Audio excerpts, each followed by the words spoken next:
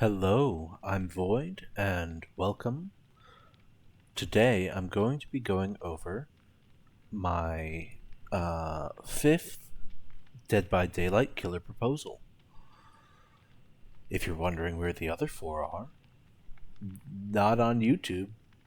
You can find, you should be able to find all of them on Reddit, actually. Um, on the Dead by Daylight subreddit, posted by the Void Alchemist. Anyways, the killer I'm proposing today is the Vigilante, aka Stain. Also, art credit to Tio Seganam. Fantastic artwork. I hope it's okay that I'm using this. Please go give them some love.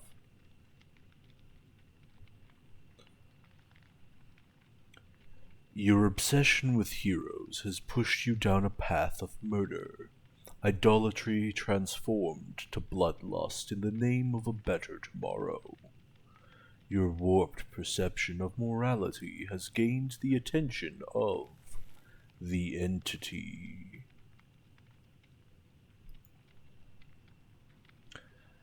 Your power is Blood Curdle. You inflict your power by ingesting the blood of your victims. Hold the power button while standing over a pool of blood to ingest it. Upon ingesting the blood of a survivor, Blood Curdle gains a charge up to a maximum of 8 per survivor. Charges are tracked separately for each survivor. Upon activating your power, survivors are put into a pseudo-dying state for an amount of time equal to the number of charges times 0.4 seconds, and all charges are consumed for all survivors. A full 8 charges taking 3.2 seconds to fully recover from. During this time, the survivors can be injured or put into a true dying state by the killer as normal. Survivors on the hook having their charges consumed will be unable to rescue themselves for the duration, or, during the second phase, have more difficult skill checks. Blood cannot be gathered from a currently hooked survivor.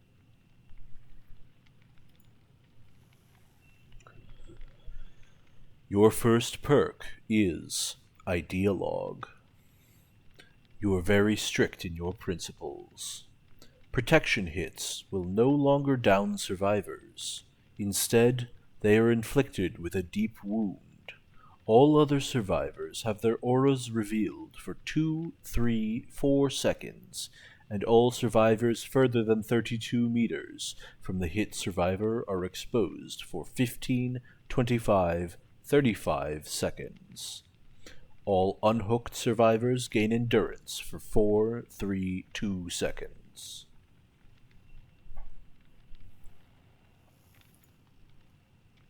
Your second perk is Fear Aura. Your very presence can freeze the strongest men in their tracks. Upon entering the killer's terror radius, survivors are inflicted with a 4, 8, 12% hindered status effect for 4, 8, 12 seconds. Your terror radius is 2, 4, 6 meters larger.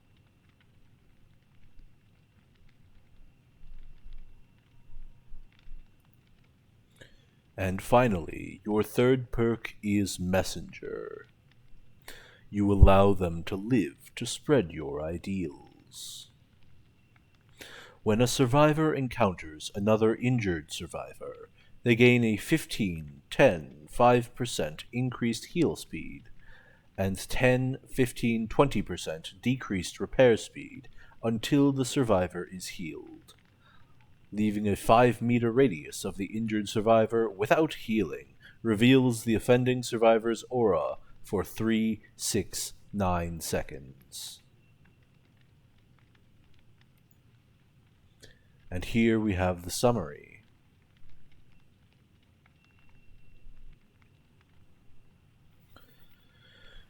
Let me know if you have any feedback. Um, I took a long time to make exactly one of these icons, and subsequently less time on each following icon. But I did my best with the time that I had. Um, so I guess I really want to talk about why I think Stain would be a good fit um, for my Dead by Daylight. So if all you wanted to see was the concept, um, go feel free to end it here. But if you want to hear me talk about Stain and Dead by Daylight, um, go ahead and stick around. So, why Stain specifically?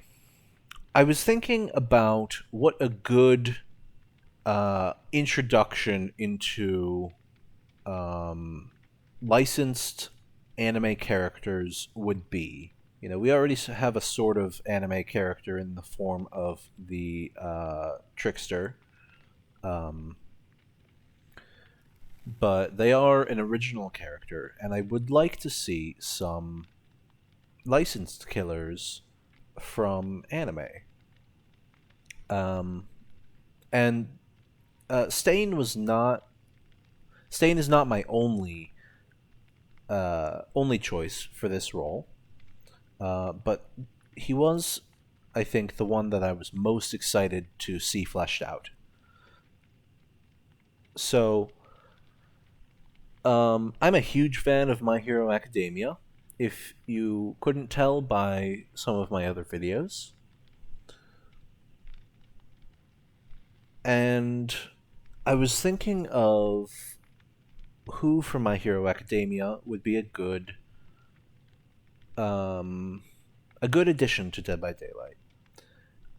The obvious choice the obvious choices are Shigaraki, and maybe All for One, or perhaps another member of the League of Villains. Um,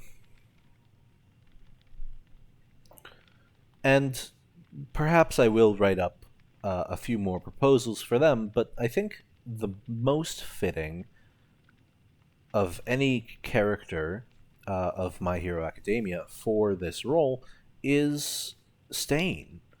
He is an in-universe murderer whose power is more of an augmentation to his physical prowess um, than the main focus of his abilities. And I think that generally he fits the bill of not being too overpowered, while still being um, reasonably threatening. I have had to adjust his powers slightly for the sake of balance, or my attempt at balance. Obviously, I can't really play test this, so it's just sort of an estimate of what I think sounds balanced. I do have like 2,600 hours in Dead by Daylight, so that is the knowledge base that I am using to come up with these numbers. Um, I guess I can go over in detail how these perks and power work. So, when you are standing over a pool of blood, you use the power button, I think, which is standard uh, right click, to ingest the blood, which causes that particular survivor, the survivor whose blood it is, to gain a charge. Um, the upon using your secondary, well, once you have at least one charge, you can use your secondary ability button, which is Control, I think, to activate Blood Curdle, which basically knocks down. It knocks down all affected survivors without them actually being in a dying state. And this is going to be the most difficult to balance. I think the fact that it consumes the charges of all survivors is going to make it more balanced, and also the length of time is definitely subject to adjustment. 3 seconds is not a long time, but in Dead by Daylight, it should be just enough time, I think, to make use of. And it's not like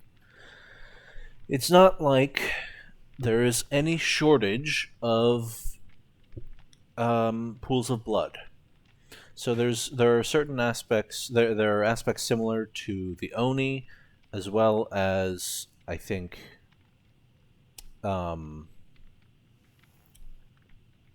there any killers that stun the survivors? I guess it would be vaguely akin to the Cenobite. In any case,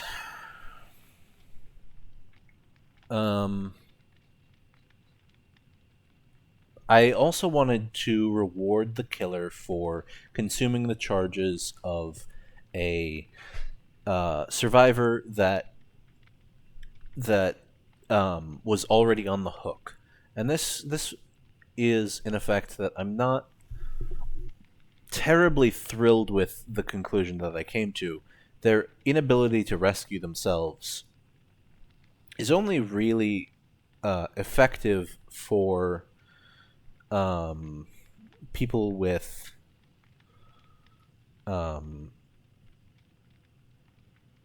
people with deliverance in particular. Otherwise, it generally shouldn't affect people. So, frankly, I'm not sold on that effect as the punishment for being hooked. But it was the most that I could come up with for what this power does in terms of making sense with what this power does. The second phase, I did have to nerf the power again, because it certainly would not be fair for the survivor to be simply unable to complete skill checks. So I decided that it would be better to give them a chance, but the difficulty of the skill checks is going to be increased to some degree. How much it needs to be increased is unclear at the moment. With the first perk, Ideologue. Ideologue, by the way, is somebody who... An ideologue is a person who... Actually, why don't we double check what the definition is? Ooh, I spelled it wrong. Ideologue. An adherent of an ideology, especially one who is uncompromising and dogmatic, which I think perfectly describes Stain.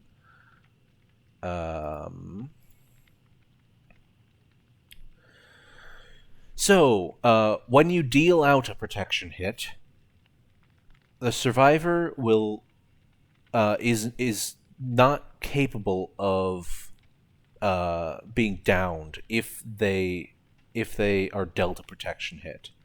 Instead, they get a deep wound, and all other survivors have their auras revealed And survivors further than 32 meters from the hit survivor are exposed for a time. And then this is a passive ability. All unhooked survivors gain endurance for 432 seconds. That last bit, I think, is primarily there to discourage tunneling, basically. Though, depending on how powerful this ability is, that could be adjusted. The next perk... and I forgot to mention for Blood Curdle, blood cannot be gathered from a currently hooked survivor, is purely there to prevent the encouragement of camping behavior. Lore-wise and power-wise, it doesn't really make much sense, but I will do anything to avoid encouraging camping, so that is why that bit is in there. The next perk, Fear Aura. This is in reference to the scene from Season 2's climax episode. I don't remember the number, but the scene where Endeavor, Gran Torino, and Shoto, Ida, and Midoriya, as well as 4 other heroes, all confront Stain, and he emits this sort of red-black aura of fear that is metaphorical, but it stops everybody in their tracks. And I really wanted to reference that in this perk and sort of give life to that uncanny ability. So, upon entering the killer's terror radius, survivors are inflicted with a 4, 8, 12% hindered status effect for 4, 8, 12 seconds, and your terror radius is 2, 4, 6 meters larger. So this is really a way to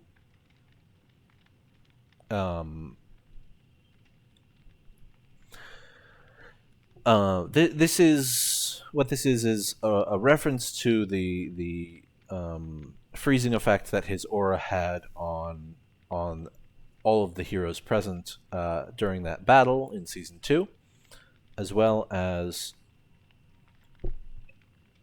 a method to directly increase your terror radius.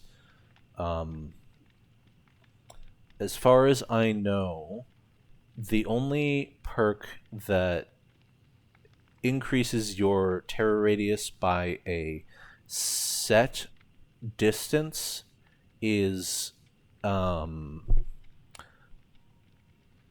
doctor's perk. I can't remember what the name of it is. One of his perks that reduces your terror radius by 8 meters, and then while in a chase increases it by 8 meters. So I wanted a way to increase the killer's terror radius by a set amount passively. So that is what that is. And the final perk, Messenger, is in reference to Stain's tendency to not kill some of his victims. For example, Tenya's older brother, whose name I don't remember. So he according to him, he allowed Tenya's brother to live in order to spread the message of his of his goals and his ideals.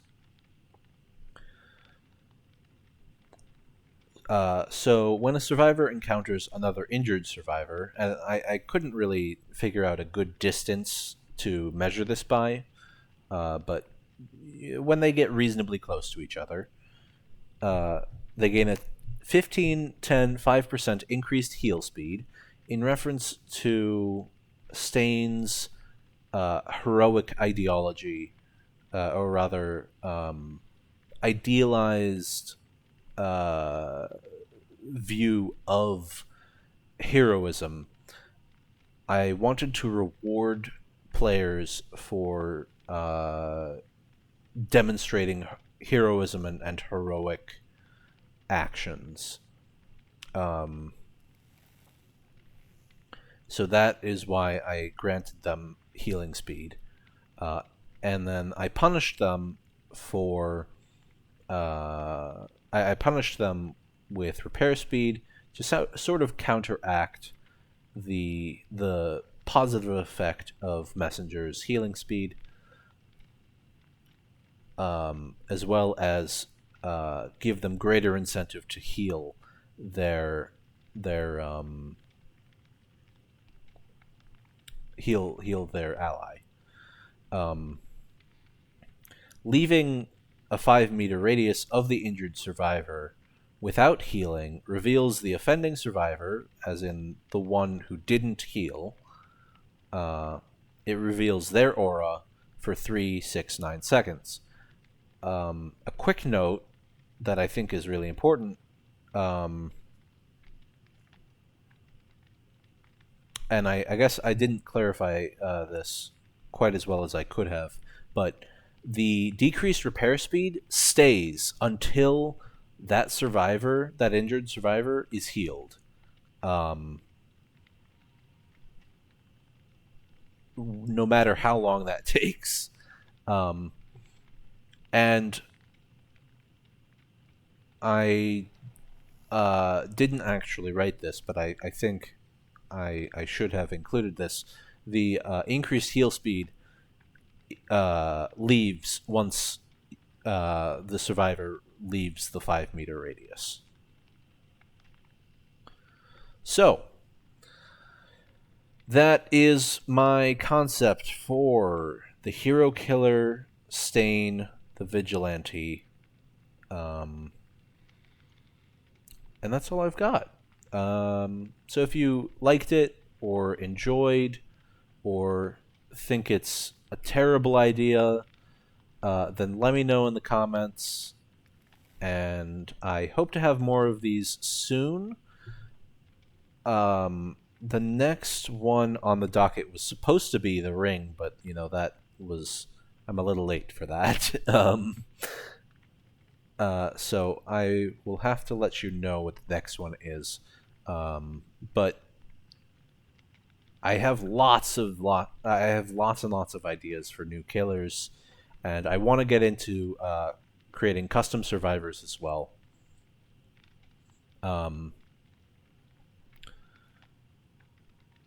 But yeah, this is all I've got for now.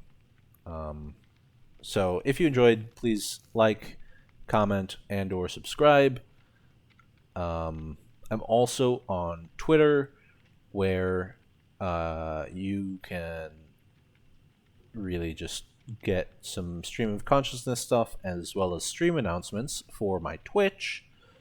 My Twitter is at Void Alchemist, and my Twitch is twitch.tv/The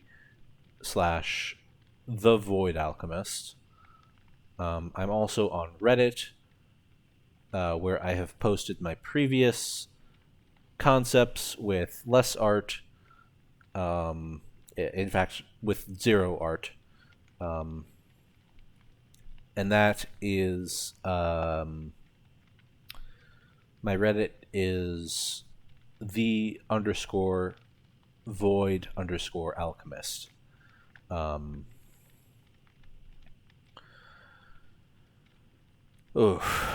And if you guys don't care about the art, let me know, because it is a pain in the ass to do.